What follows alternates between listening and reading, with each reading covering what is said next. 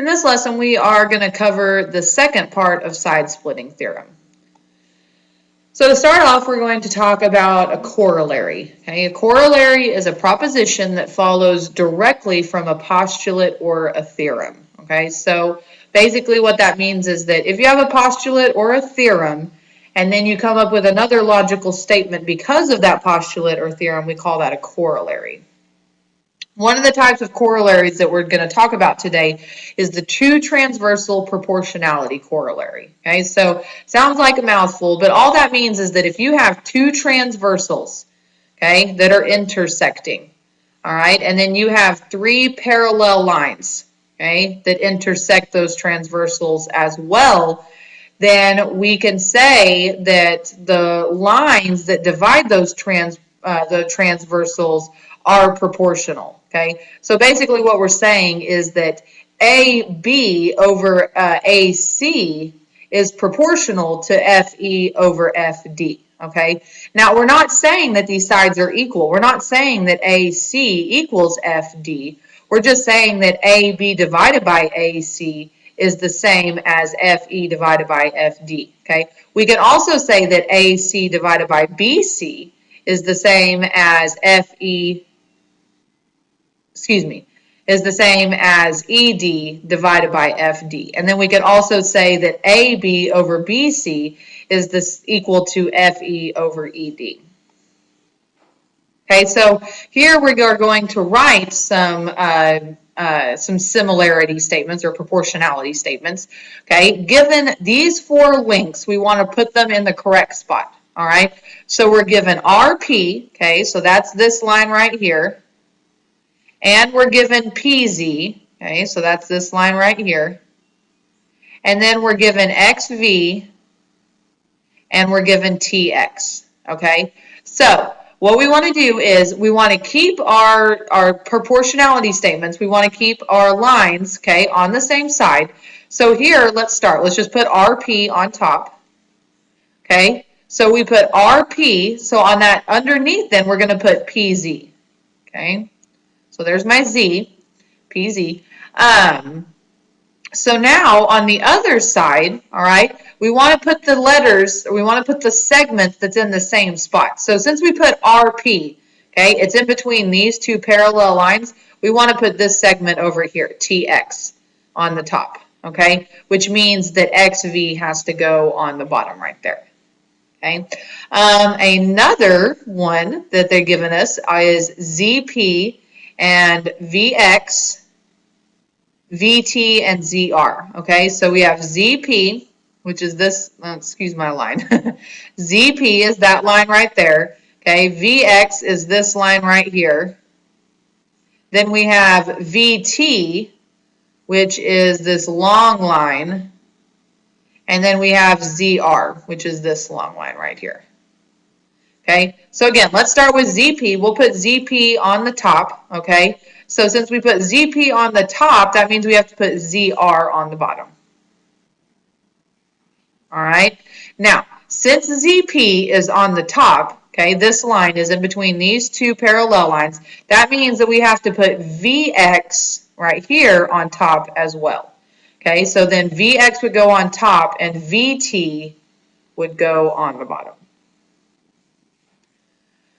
So now we're going to use this corollary to solve our problems, okay? We're going to find X, which is the same length as BA, okay? So here we have X, we have 8, 10, and 25, okay? So let's start with X on top. And then since we put X on top, we're going to put 8 on the bottom, okay? X is in between these two parallel lines. So that means we're going to put 25, which is the line, this line segment right here, okay? That's going to go on top.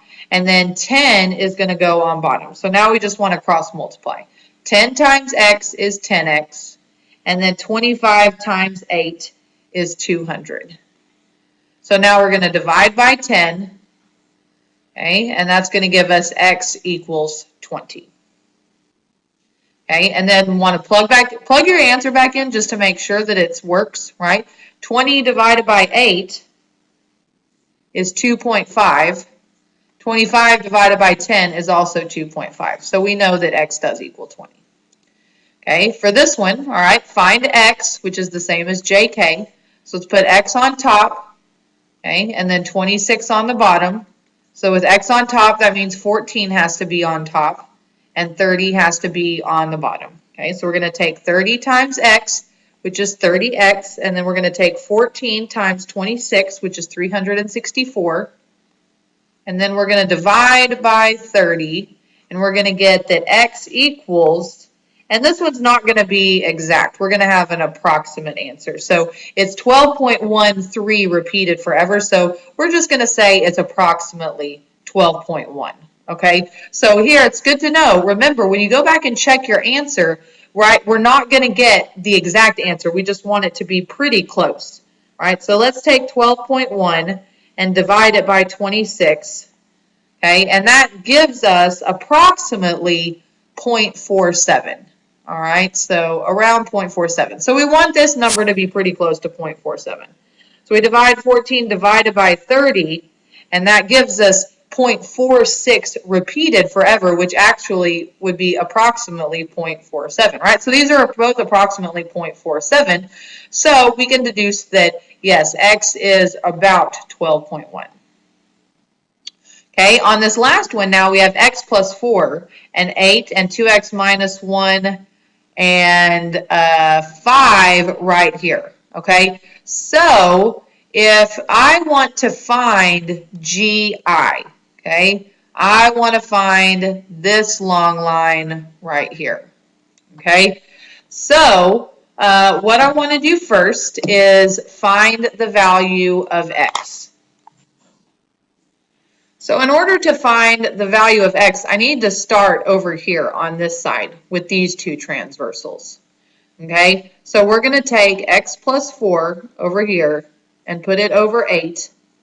And we're going to say that that equals 2x minus 1 over 10.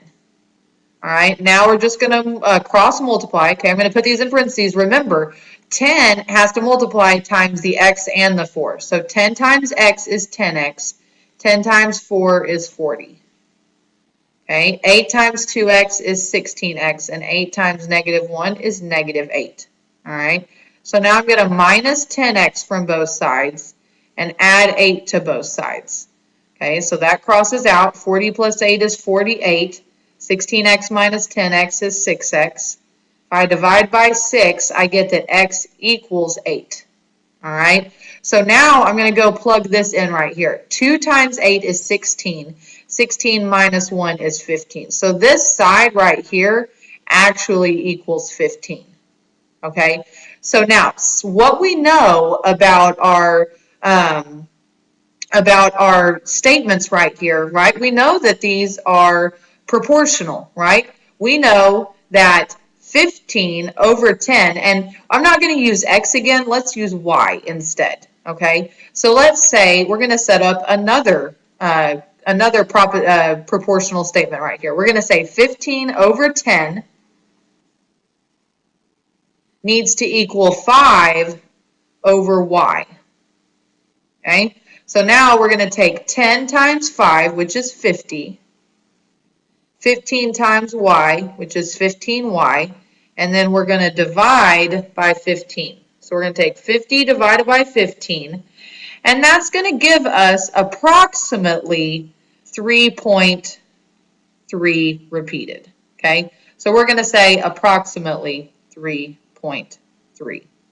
Okay, and if you look at it, you know, that actually makes sense, right? Because if we put this over here, 3.3, okay, 15 divided by 10 is 1.5, okay, and then 5 divided by 3.3 is 1.51, which is, you know, approximately 1.5. So we can say that that answer is approximately 3.3. And that is the end of side splitting theorem part 2.